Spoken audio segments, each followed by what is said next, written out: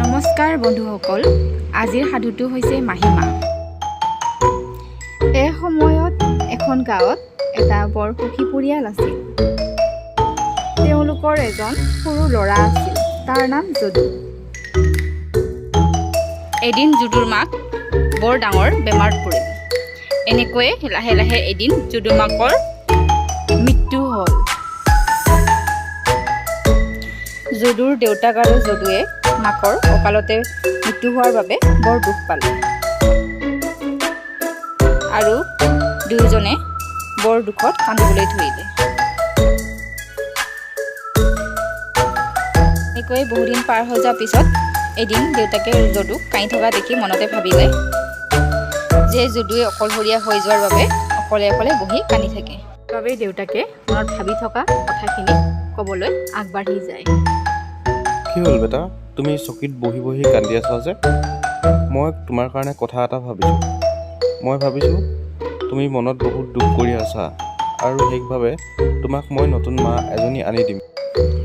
মায়ে তোমাক চোৱা চিতা কৰিব, তোমাৰ লগত খেল ধেমালি কৰিব, মায়ে তোমাক মৰম কৰিব। তুমি কেনেকুৱা পাবা? ভাল পাবানে তুমি? তেতিয়া তুমি এনেদৰে চকীত বহি বহি কান্দি থাকিব নালাগিব আৰু। কি কৰা বেটা, কোৱাচোন তুমি কি ভাবা? তোমাক নতুন মা এজনী লাগিবনে বেটা? কোৱা। দেউতা, তুমি যি ভাল দেখা তাকে কৰা। তুমিতো ঘৰত নাথাকাই। মই মা এজনী আনি দিলে বৰ ভাল পাম।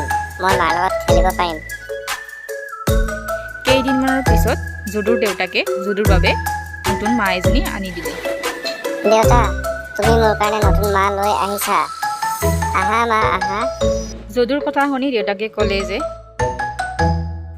অঁ বেটা, মই তোমাৰ কাৰণে নতুন মা লৈ আহিছোঁ। তুমি এতিয়া মাৰ লগত ধেমালি কৰিব পাৰিবা। বহুদিনৰ পিছত এদিন যদুৱে ঘৰৰ ভিতৰত দুষ্ট কৰি আছিল। তেতিয়া মাকে আহি দেখা পাই যদুক গালি পাৰে।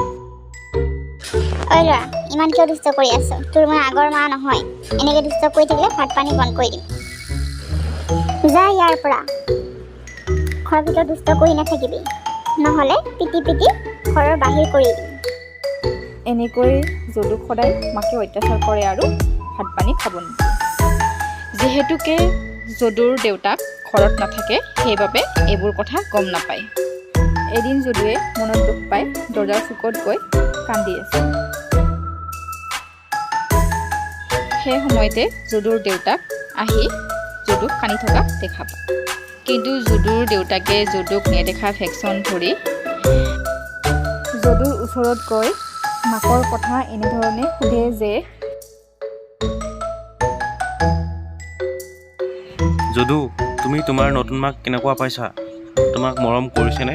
মায়ে তোমাৰ লগত খেল ধেমালি কৰিছেনে?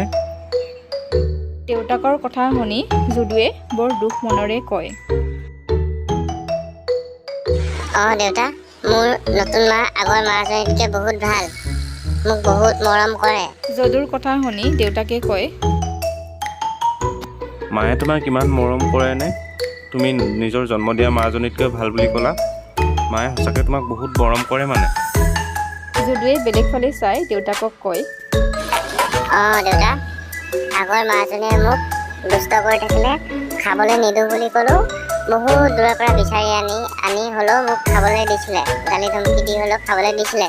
কিন্তু নতুন মাজনীয়ে মোক ইমান ভাল পায় যে মই দুষ্ট কৰি বেয়া হৈ যাম বুলি মোক আজি 3 দিনৰ পৰা একো খাবলৈকে দিয়া নাই। মই আজি 3 দিন ধৰি বৰ ভোকেৰে আছোঁ। মোক ইমান মৰম কৰা মা আনি দিছা দেউতা তুমি। এনেদৰে কৈ যদুৱে দেউতাকৰ ওচৰৰ পৰা আঁতৰি যায়।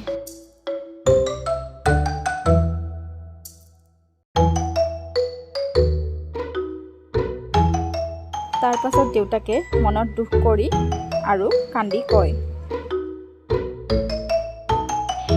মই নভবা নিচিন্তাকৈ ল'ৰাটোৰ সুখৰ কাৰণে কি ভুল কৰি দিলোঁ।